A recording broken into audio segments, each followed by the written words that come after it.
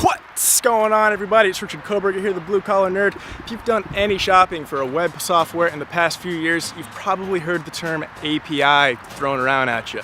But what exactly does that mean? Well, an API is an application programming interface. And basically it's what web applications use to talk to each other.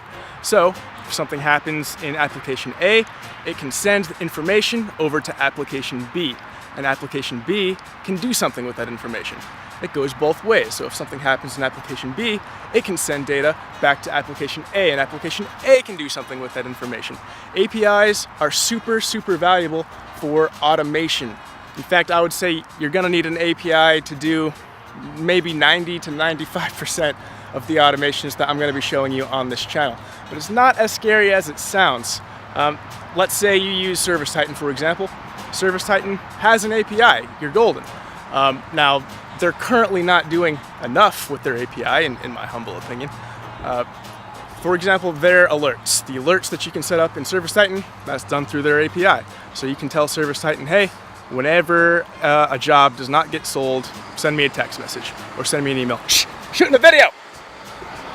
Inconsiderate. Or you can say, hey ServiceTitan, whenever this particular task gets sold out of the price book, send me a text message or send me an email.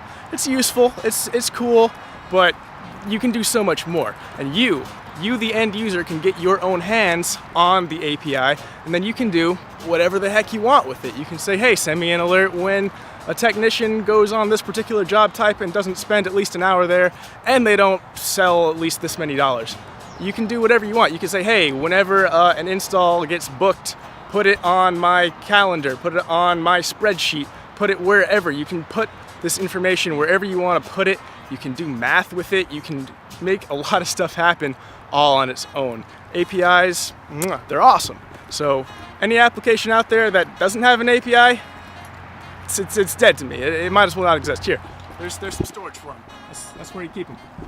They're useless because it just devalues a piece of software so much to not have this ability to communicate with other software. Because we use so many softwares these days, they need to be able to talk to each other. And when you know how to use the API for yourself and not just depend on the companies to, make stuff for you, then things get really interesting. Until next time.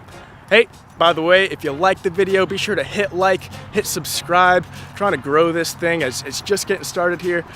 So liking and subscribing, that really helps grow the channel, helps let the YouTube algorithm know that it should show this video to more people like yourself. Really helps me out. Appreciate it.